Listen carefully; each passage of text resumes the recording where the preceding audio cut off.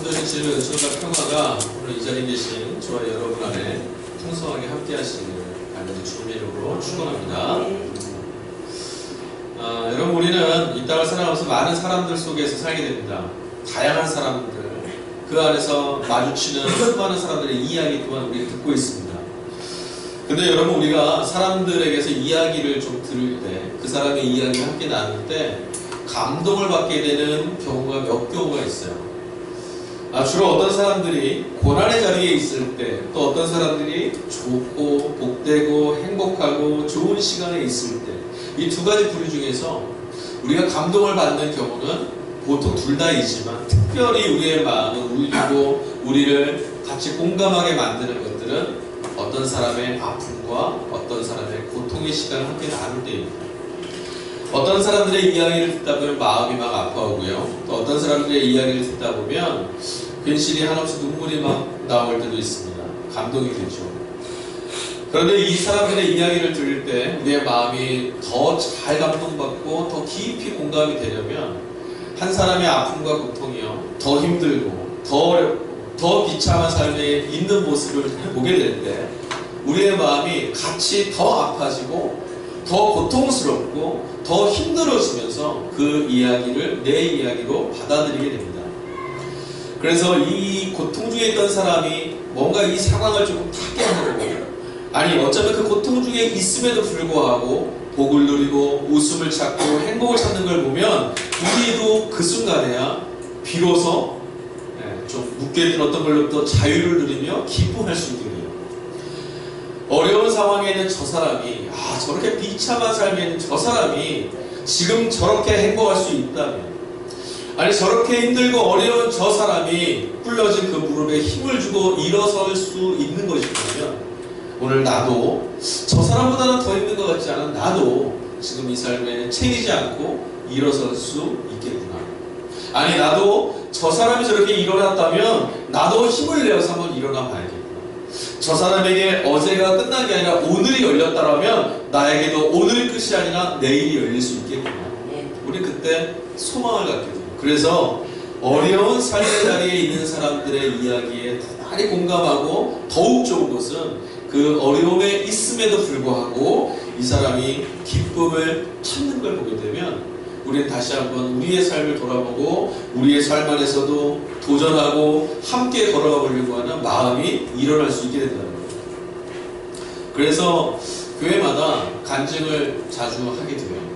어떤 사람의 그 이야기들을 함께 나누는 것들을 제시를 많이 합니다. 왜냐하면 제시되어질 그 이야기가 바로 내 이야기고, 그 이야기를 통해서 나도 다시 한번 해봐야겠다라고 하는 결단이, 도전이 일어날 수 있기 때문에 그렇습니다. 저는 간절히 소망하는 것은 동력교회 성도 여러분 모두가 누군가를 보면서 나도 한 번이라고 말하는 것을 넘어서 누군가에게 당신도 한 번이라고 말해줄 수 있는 그런 간증할 수 있는 삶이 여러분들에게 열려질 수 있기를 주님의 이름으로 간절히 축원합니다. 그러셔야만 합니다. 세상에 어둡고 힘들 때 이 세상을 밝힐 수 있는 것은 우리랑 똑같이 살아가는 누군가가 복된 길을 찾아내는 이야기 듣는 거예요. 그 이야기의 주인공이 저와 여러분 될 수 있기를 다시 한번 간절히 소망합니다. 그런데요, 저희가 이런 간증이나 이런 도전 혹은 어떤 사람의 이야기를 듣고 감동이 된다, 나 다시 한번 해봐야지, 이렇게 마음을 먹어도 상황이 그렇게 금방 바뀌진 않아요. 다시금 돌아본 삶의 자리는 여전히 분명히 그대로입니다. 그런데 이전까지 절망으로 보였던, 답이 없던 그 환경에서 바뀐 게 있다면 누군가 이보다 더 어려운 환경을 삶을 뚫고 일어섰음을 보았기에 절망을 넘어서야 될 희망의 언덕으로 볼 수 있는 눈이 우리에게 열려진다는 차이가 있는 거예요. 우리가 분명히 기억해야 될 것이 있습니다.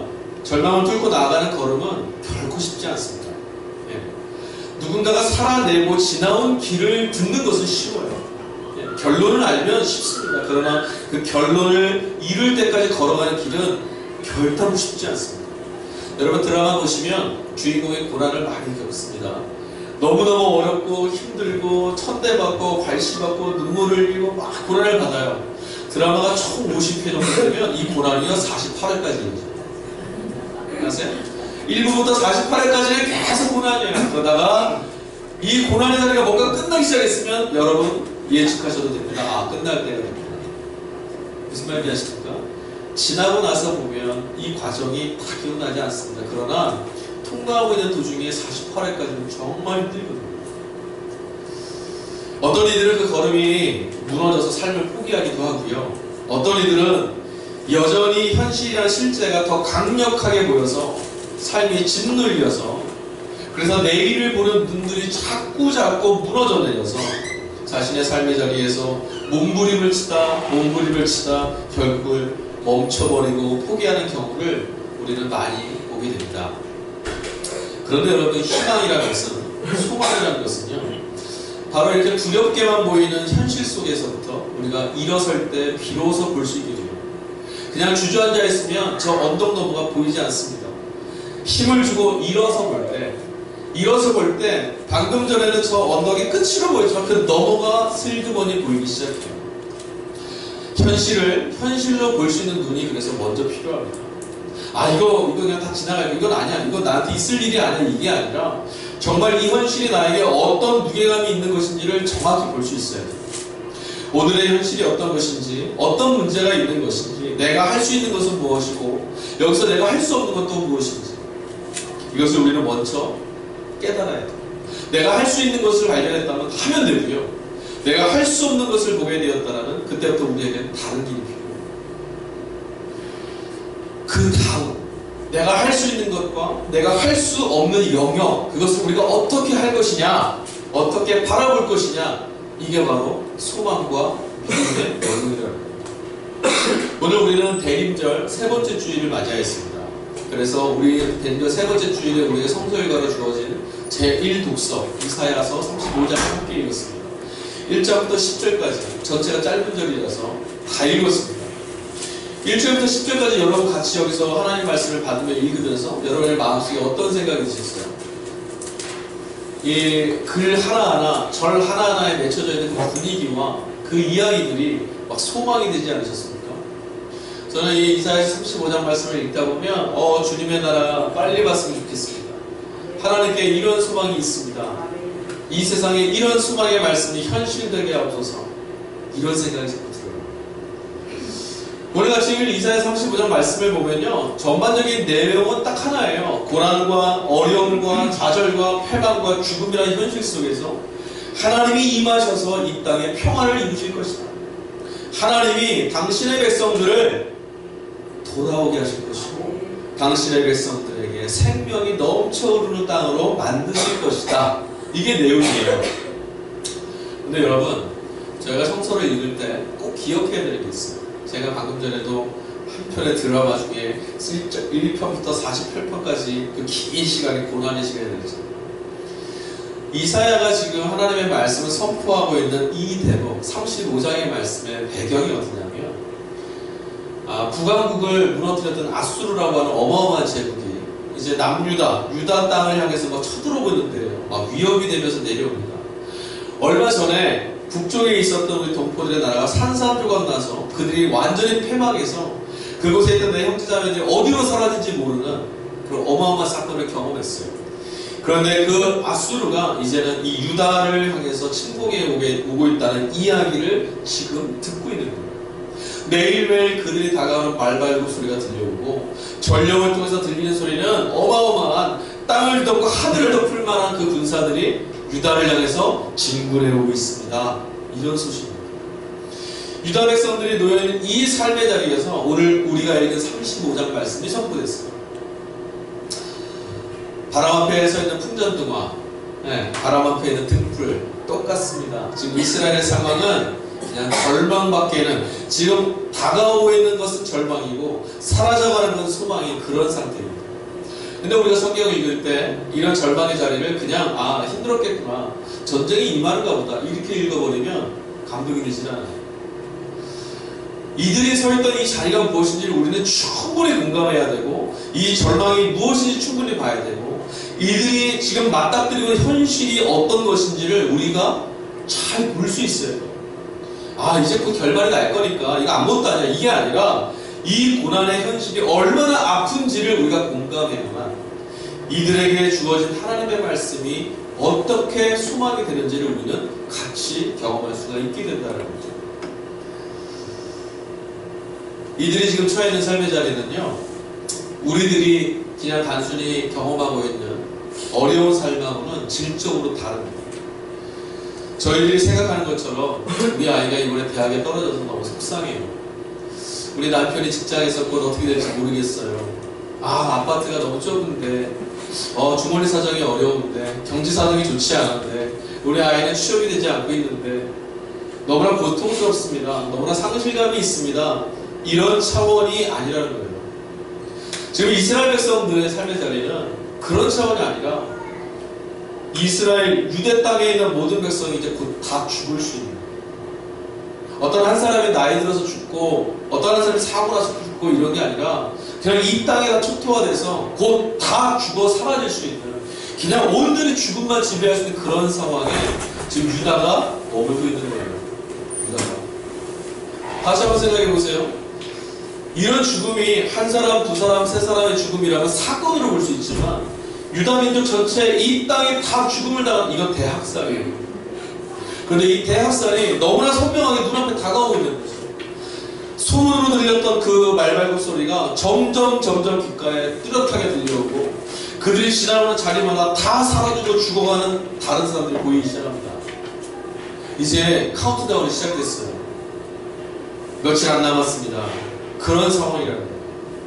우리가 우리의 죽음을, 우리의 멸망과 패망의 때를 잘 모를 때는 우리는 패망을 경험하지 못해요. 그런데 우리에게 이 시간이 주어져 있다는 것을 깨닫게 될 때부터 우리는 두려움과 공포에 휩싸이게 돼요. 여러분, 우리가 왜 걱정하는지 아세요? 내일이 바로 앞에 있음을 알기 때문이에요. 어떤 사람들은요, 질병에 걸리기 전까지 건강하게 살다가 병원에 갔는데 당신에게 이제 큰 문제가 있습니다. 얼마 남지 않았습니다. 이 말을 들을 이후부터 급속도로 건강이 악화되고 급속도로 두려움에 휩싸여서 죽어가는 우리를 보게 됩니다. 왜죠? 죽음이 눈앞에 있음을, 내일이 눈앞에 있음을, 패망이 눈앞에 있음을 보게 되었기 때문입니다. 여러분, 우리가 힘들다 해도요, 저와 여러분들은 우리의 망한 장면을 아직 보지 못했어요. 우리 그냥 막연하게 두려워하는 거예요. 근데 지금 이 이스라엘은 눈앞에 펼쳐진 그 죽음을 목격하고 있는 거예요. 한 사람도 살아나갔습니다. 바로 이때 하나님은 이사야 선지자를 통해서 이 백성에게 말씀 하나를 던져주셨습니다. 그 삶의 자리의 절망이 늘 발견되는 그 죽음이었던 땅에 하나님의 말씀이 지금 선지자 이사야를 통해서 선포되기 시작합니다. 여러분, 아까 제가 감동적인 이들의 간증이나 이야기를 들으면 우리의 마음이 좋아지고 금방이라도 일어날 것 같은데 우리의 삶이 잘 안 된다고 말씀드렸어요. 왜일까요? 이제 나도 일어설 수 있을 것이라고 생각이 됐고, 이제 나도 일어서 보자라고 결심도 했고, 잘 될 것 같은데 왜 여전히 그 자리에 있을까? 고난이나 좌절, 환난 같은 것이 우리에게 직면되어 있을 때 우리들이 을에 갖는 그 고난이나 환난을 대하는 자세가 일단 문제가 좀 있어요. 우리들은 고난이나 환난이 닥쳐왔을 때 그것들을 보통 이렇게 생각합니다. 나쁜 것. 나에게 있으면 안 되는 악한 것. 그래서 내 삶에서 사라져야만 하는 것들. 그래서 그런 일들이 찾아오는 순간부터 우리는 고민에 빠지고 맙니다. 내가 과연 뭘 잘못했길래 이런 일이 생겼습니까? 하나님이 내 삶을 저주하시는 걸까? 난 어떻게 살아야 해? 그러나 여러분, 우리가 고난을 당하는 본질적인 이유는 우리가 무엇을 잘못했거나 우리에게 뭔가 나쁜 것이 찾아오는 그런 차원이 아니에요. 여러분, 세상을 가만히 들여다보시면요, 어려움 없는 사람은 한 사람도 없어요. 사람마다 정도가 다르고 사람마다 겪는 일과 사건이 다를 뿐 저마다 아픔, 저마다의 눈물, 저마다의 상처를 끌어안고 살아가는 게 우리가 살고 있는 세상이에요. 아니, 그럴 수밖에 없는 게 이 세상에서 살아가는 우리들의 모습, 우리들의 삶이라고 성경은 이야기해주고 있어요. 오늘 본문 말씀에 보니까요, 첫 머리에 열린 1절 말씀을 이렇게 시작해요. 광야와 메마른 땅에. 광야와 메마른 땅. 여러분, 이미지 생각하시면 딱 떠오르는 건 뭡니까? 살아있는 것이 없는 죽음의 땅.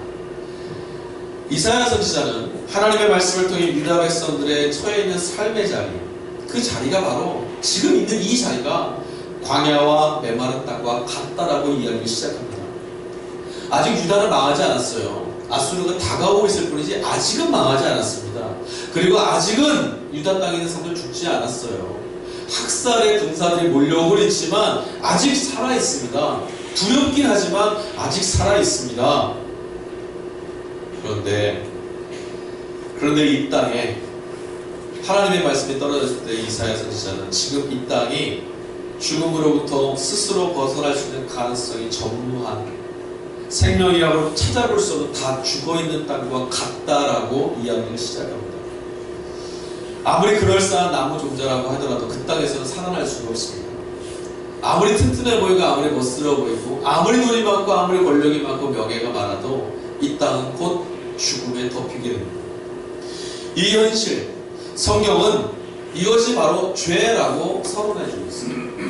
성경에서 우리가 만나게 된 죄라는 단어가 바로 이거예요. 스스로 벗어날 수 없는 죽음의 앞에 놓여있는 인생들, 그런 세상, 그것을 세상은 죄라고 합니다. 죄와 사망이 지배하는 이 땅의 현실이 바로 아수르의 침공 앞에 서 있는 유다와 똑같다라는 겁니다. 이 현실 때문에 우리는요 고통스럽고, 이 현실 때문에 우리는 두렵고, 이 현실 때문에 절망하고 좌절하고 아파하게 죄가 우리에게 찾아와서, 아니 이 땅에 생명이 사라진 죽음이라고 하는 그 어마어마한 폭력이 다가오므로 우리 그것 때문에 두려우고, 그것 때문에 고통스럽고, 그것 때문에 아파하고, 그 아픔 때문에 상대방을 아프게도 하고, 그것 때문에 서로가 서로를 찌르게 되는 거예요. 이게 바로 죄라는 거예요. 여러분, 죽음이 지배하고 있는 이 땅, 죄가 지배하고 있는 이 땅이 우리 눈에는 보여야 합니다. 사람들에게 죄가 지배하고 있습니다, 당신 죄인입니다, 그 말을 할 때 당신은 도덕적으로 문제가 있습니다, 이런 차원이 아니에요. 당신은 죽음의 현실 앞에서 벗어날 수 없습니다. 당신은 지금 망하지 않았지만 저 유다를 학살하기 위해서 달려드는 저 아수르 앞에 놓여있는 이 땅처럼 지금 죽음 앞에 무방비 상태로 있는 그런 존재입니다. 이 말이에요. 이 땅이 경험할 수 없는 것은 그러므로 고통뿐입니다. 갓 태어난 아이의 황홀한 기쁨이 바라보고 있는 현실이 무엇인지 아십니까? 바로 박탈과 빈곤의 땅입니다. 광야, 그렇죠? 이 땅은 물도 없고요, 이 땅은 생명도 없어요. 생명이 무엇입니까? 성경은 우리에게 생명을 이렇게 소개합니다. 하나님이라고. 죽음이 있는 곳에 살아남을 주시는 그분이 바로 하나님이라고 얘기합니다. 광야라고 하는 죽음의 땅에 풀이 돋고 나무가 돋고 생명이 일어나는 그것이 바로 하나님이 계시기 때문이다라고 얘기하고 있습니다. 오늘 우리의 땅에 고난과 고통과 좌절과 두려움, 상처와 아픔이라고 하는 죄와 죽음의 흔적들이 나타나고 있다고 말했습니다. 그렇다면 오늘 이 자리에는 뭐가 없는 거죠? 생명이신 하나님이 계시지 않아서 그래요. 생명의 하나님이 이곳 가운데 입대해 든다면 우리에게 찾아온 이 현실의 자리는 죄와 사망이라고 하는 어마어마한 이 두려움의 지배하는 이 땅이 소망으로 바뀌게 되는 거예요. 하나님이 생명이십니다. 아수르의 침공 때문에 왜 유다가 지금 두려워합니까? 왜 유다가 두려워하죠? 유다는 아수르를 싸워 이길 힘이 없거든요. 아수르가 침공했을 때 스스로 살아날 수가 없거든요. 그러니 지금 슬프고 괴롭습니다. 그런데 이 유다가 이 자리로부터 슬픔과 두려움과 좌절과 고통으로부터 벗어날 수 있는 길이 있어요. 아수르보다 더 강한 힘이 그들에게 있으면 돼요. 그 강한 힘, 죽음이 닥쳐올 때 그걸 극복할 수 있는 힘, 그게 바로 생명이에요. 그리고 그 생명을 우리는, 성경은, 그리고 오늘 이사야는 하나님이라고 말하고 있어요. 여러분, 우리 삶이 두려움이 밀려올 때, 우리의 삶에 고통이 밀려올 때, 우리 삶이 아파올 때 원인이 어디냐고요? 몸이 아픈 것은 건강하지 못해서요. 우리가 지금 경제적으로 어려운 것은 물질이 없어서예요. 우리가 지금 마음이 불안한 것은 뭔가 우리의 마음을 채울 게 없어서 그렇습니다. 그런데 이것이 무엇이냐? 근본적으로 이런 일들이 왜 벌어지느냐? 우리가 살고 있는 이 땅이 바로 죄와 사망이 지배하는 땅이고 그렇다는 거죠. 그러면 소망은 없어요.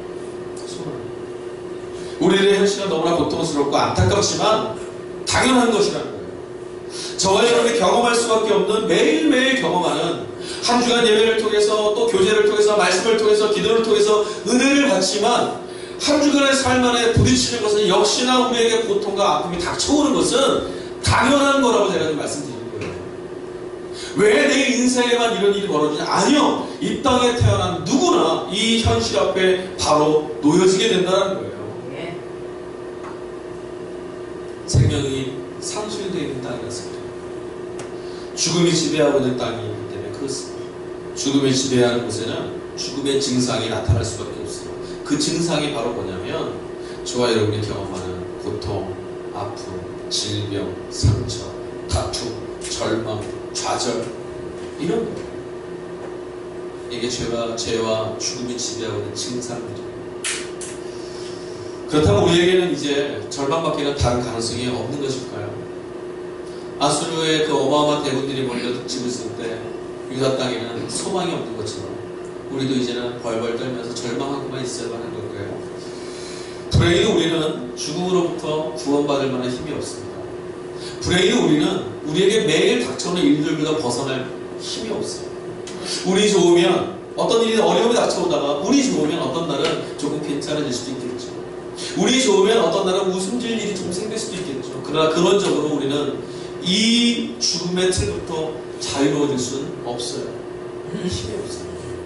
우리는 오늘의 이 기쁨이 금방 사라져 내일 또다시 1편부터 48편까지 이어지는 고난 앞에 또 서야 돼요. 이 고난이 왜 나타나느냐? 왜 이 현실밖에 안 되느냐? 성경의 선언을 들으세요. 죄가 지고했습니다. 그러나 여러분 나는 행복해 쉽게 말씀하지 마십시오. 그러나 여러분 나는 비참해 그것도 쉽게 말하지 마세요. 우리가 사는 이 세상은 우리가 그런다는 거예요. 이사야가 직면하고 유다의 모습이 바로 이거였습니다. 이사야는 이 모습을 정확하게 볼 수 있는 눈이 있었어요. 다른 사람들은 유다 땅에 다른 사람들은 지금 어떻게 해야 될지 몰랐어요. 우리는 평안했고 우리는 행복했고 우리 잘 살고 있는데 왜 이런 일이 닥쳐왔을까 당황하고 헤매고 있었습니다. 어떻게 해야 되는지도 알 수 없었습니다. 그래서 그들은 그냥 두려움에 휩싸여만 있었고 절망만이 앞에 있었습니다. 아수르의 대군이 밀려오신 행진 가운데 어떤 나라 어떤 민족이 야 아수르랑 싸워서 버텼대 이겼대 이런 소문이 들리면 그래 우리도 한번 해봐야지 할 수 있는데 안 들려요. 아수르가 지나간 곳은 다 초토화됐어요. 이제 유다 땅 바로 앞까지 왔습니다. 그런데 이사야는 허둥대지 않았습니다. 하나님의 사람 이사야는 유다 땅에 다른 어떤 사람과 달랐습니다. 이사야는 언덕 위에 굳게 발을 딛고 서서 외치기 시작했습니다. 허둥댈 필요 없다. 이게 우리들이 살아가는 땅의 현실이다. 원인을 정확하게 봤어요. 그러니 허둥댈 필요 없어요. 허둥댄다고 뭐가 나오니까. 선지자가 담담해할 수 있는 이유가 어디 있었습니까? 똑같은 현실을 살고 있고 똑같은 현실의 절망을 경험하고 있음에도 선지자는 이 현실의 근원적인 원인이 어디 있는지를 보고 있었기 때문에 담담할 수 있었던 거예요. 여러분 우리에게 무슨 일이 닥쳤을 때 그래 이것은 나에게만 찾아온 어떤 비참한 상황이 아니라 이 땅을 살고 있는 우리 모두가 죄에 지배되고 사망에 지배된 우리 모두의 현실입니다. 알게 되면 허둥댈 필요가 없어요. 근원적인 원인을 우리는 알고 있습니다. 뭐죠? 생명. 죽음을 거부할 수 있는 그 생명이 없기 때문임을 알게 됐어요. 그렇다면 답은 하나 아니겠습니까? 생명이 우리 가운데 있으면 돼요. 생명을 찾으면 되는 거예요. 아수르가 죽음으로 우리에게 다가와도 어마어마한 폭력으로 우리에게 죽음의 이름을 말할지라도 우리가 죽음에 지배당하지 않은 생명을 붙들고 있다면 아수르 무섭지 않습니다. 왜 무섭습니까? 아수르가 무서운 이유는 하나예요. 죽을 수도 있다. 이것 때문에. 그러나 우리가 죽지 않는다. 아수르는 우리에게 더 이상 두려움이 아닌 거예요. 그렇죠? 해답이 너무나 분명합니다. 생명. 죽음의 땅을 회복시킬 수 있는 생명이 있으면 유다는 두려워할 필요가 없어요. 선지자는 그 생명이 임하는 그것을 하나님의 임재와 하나님의 역사라고 해석해서 말해주고 있습니다. 2절부터 10절까지요. 희망의 이야기가 계속됩니다. 여러분 이 이사야서 35장은 벽에다 붙여놓고 보셔도 좋아요. 아마 좌절로부터 여러분 매일매일 막 힘이 생길 거예요. 2절부터 10절까지는 정말 희망의 메시지예요. 이런 희망, 이런 아름다운 시가 없어요. 계속 선지자 입을 통해서 내뱉어지고 있습니다. 약한 성이 강해지고 겁내는 자들이 두려움을 몰아내서 굳세지고 매일의 눈은 밝아지고 못 듣는 사람은 듣게 되고 저는 사람은 사슴처럼 뛰어놀고 말 못하는 자가 노래를 하고 광야에는 물이 솟고 사막에 시내가 흐르고 승려이가 누워있었던 그 죽음의 땅에 풀과 갈대와 두들 새로운 생명이 막 일어납니다. 이게 생명의 회복이에요. 이사야서 35장의 2절부터 10절까지 다 이런 내용이에요. 이런 일들이 일어날 거다. 정말이지 상상만으로도 막 가슴이 벅차오지 않습니까? 목사 오시는군요. 내 얘기면 목차는데 이 땅이 그렇게 되든 말든 아니에요. 근데 여러분 2절부터 10절까지의 이 감동스러운 선언을 들으면서 이런 생각이 들어요. 과연 우리 시대에 약한 자의 손이 강해질 수 있고 우리 시대에 겁내는 이들이 두려워하지 않아도 되는 그런 세상이 올 수 있을까? 과연 맹인의 눈은 밝아질 수 있고 귀가 닫힌 자의 귀가 열려질 수 있고 다리는 자는 사람이 사슴처럼 뛰어놀 수 있는 그런 땅이 될 수 있을까? 과학이 진보하고 더 부유한 나라가 된다면 복지가 늘어난다면 그런 세상이 될 수 있을까? 근데 아무리 질문해봐도 그렇다라고 답이 나오진 않습니다. 돈이 많아지고 부유해지고 복지가 좋아지면요 현상은 보일 수 있어요. 그러나 이것은 생명은 아니에요. 생명이 흉내내어지는 모습을 보면 곧 다시 절개되고 곧 다시 어두워지고 곧 다시 슬퍼져요. 생명은 생명 아닌 것들로부터는 올 수 없어요. 이 저주의 땅에 이 두려움과 절망의 땅에 소망이 있으려면 소망 비슷한 것으로 되지 않아요. 진짜 소망이 있어야만 이 절망은 사라질 수 있어요. 진짜 생명이 있어야만 죽음은 사라질 수 있어요.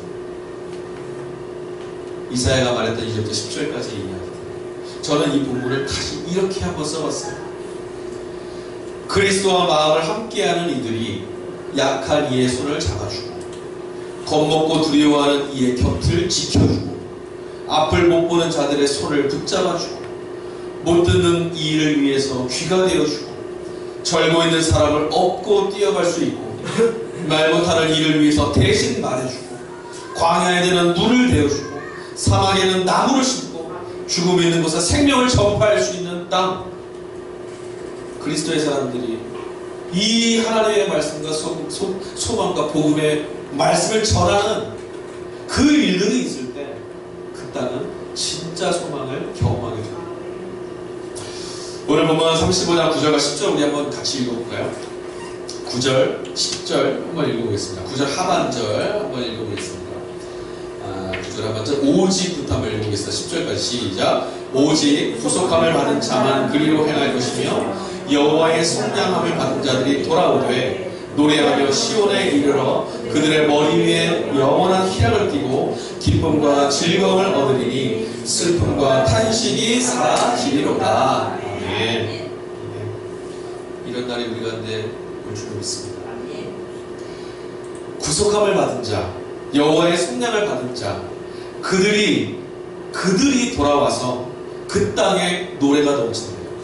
시온에 노래가 넘치는 게 아니라 그들이 돌아와서 노래하면 그 땅에 노래가 넘치는 거예요.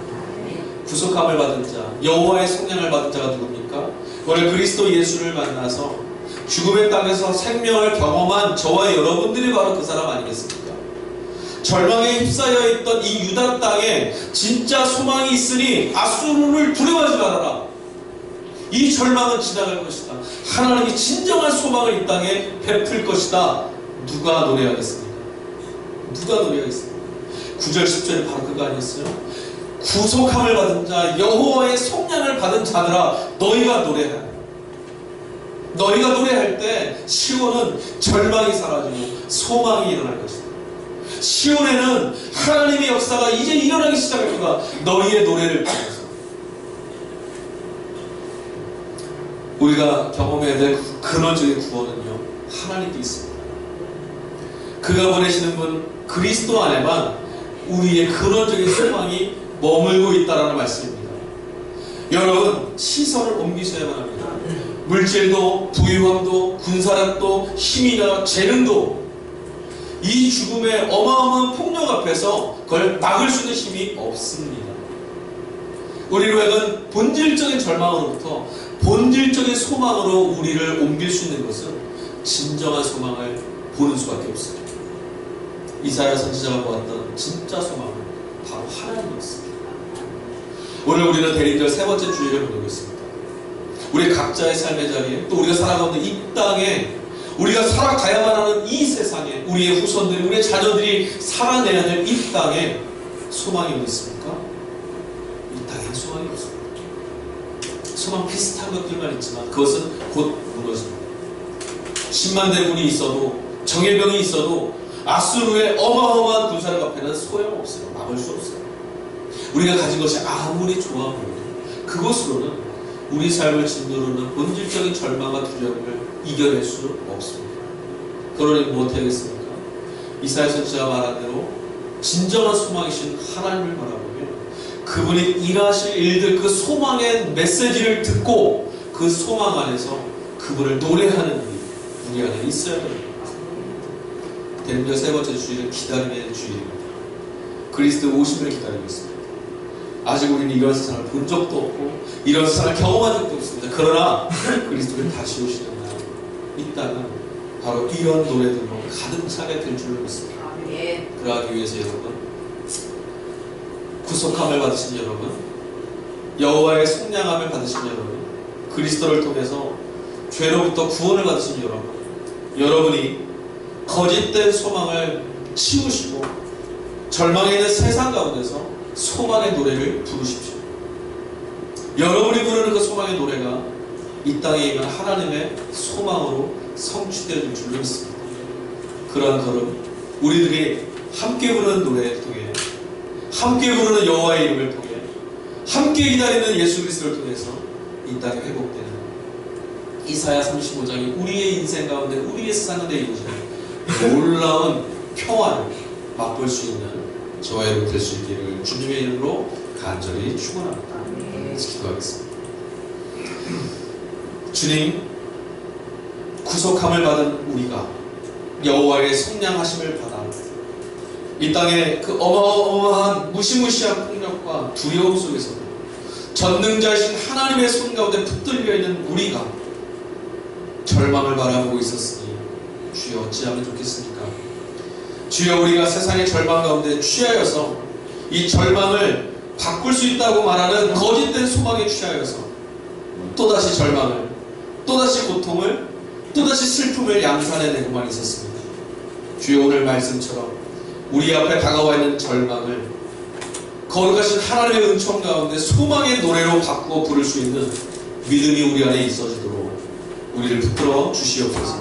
선지자 이사야가 보았던 것처럼 그 절망의 땅에서 하나님의 역사를 바라볼 수 있는 눈이 우리 가운데 열려지게 하셔서 진짜 생명을 붙잡고 진짜 소망을 붙잡으며 한 걸음 한 걸음 우리들의 삶을 또 우리가 살아가고 있는 이 땅을 소망의 땅으로 바꾸어가는 그리스도의 사람들 되도록 붙잡아 주시옵소서.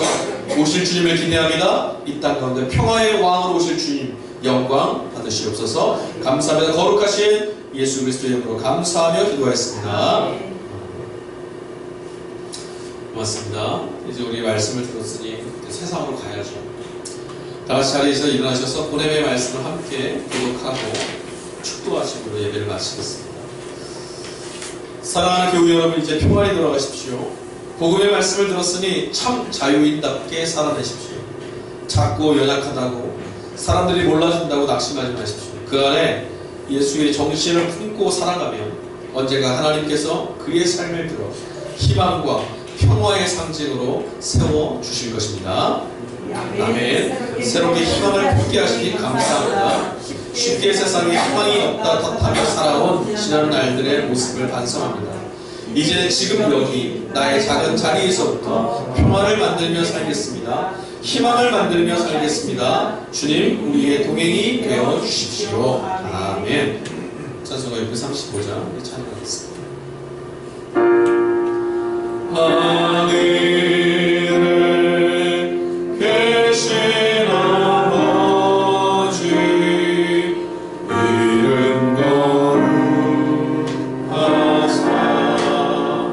주님 나라 임하시고 뜻이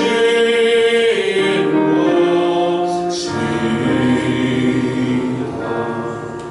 일용할 양식 주시고 우리들의 큰 죄 다 용서하시고 또 시험에 들려하시고 악에서 구원하소서. 되게 주의 나라 주의 권세 주의 영광 영원히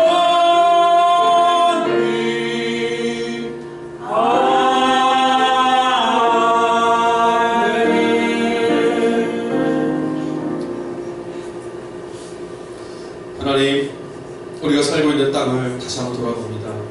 맞습니다. 우리가 살고 있는 땅은 죽음이 지배하고 절망이 지배하며 전쟁과 상실과 고통과 아픔의 소망만 가득합니다. 우리는 이곳 가운데 살아내야만 하는 불쌍한 영혼입니다. 그럼에도 불구하고 당신의 그 생명을 우리에게 나눠주시며 오늘도 우리를 향하신 구속함과 구원의 역사를 쉬지 않으시는 하나님, 당신의 이름을 찬양합니다. 이 절망의 땅을 바꾸시고 소망과 기쁨의 노래가 넘쳐나는 땅으로 바꾸실 그리스도이신 주님, 이 땅에 오시옵소서. 이제는 우리를 이 절망으로부터 생명으로, 두려움으로부터 소망으로 살아갈 수 있도록 당신의 생명으로 아낌없이 우리를 허락해 주신 예수 그리스도의 은혜와 당신의 아들을 통하여서, 당신의 아들의 생명을 통하여서 생명 있는 우리를 살려내시는 하나님 아버지의 극진하신 사랑과 오늘의 삶에서도 하나님 나라를 볼 수 있도록, 절망의 땅에서도 소망을 볼 수 있도록, 세상 속에서도 하나님의 손길을 볼 수 있도록, 그리스도의 오심을 기다릴 수 있도록 우리 안에서 역사해 주시는 성령 하나님의 함께하심과 역사하심, 예배를 마치고 다시 세상으로 돌아가는 당신의 사랑하는 자녀들 머리머리 위에, 저들의 심령 위에, 저들의 삶의 자리 위에, 또 오늘 주님의 이름을 함께 그리스도로 고백하며 예배드리는 이 땅의 모든 교회 위에, 고통과 절망과 아픔의 자리에서 소망 되시고 평화 되신 그리스도를 기다리는 이 땅의 많은 사람들 위해 영원토록 함께 하시기를 간절히 축원하옵나이다.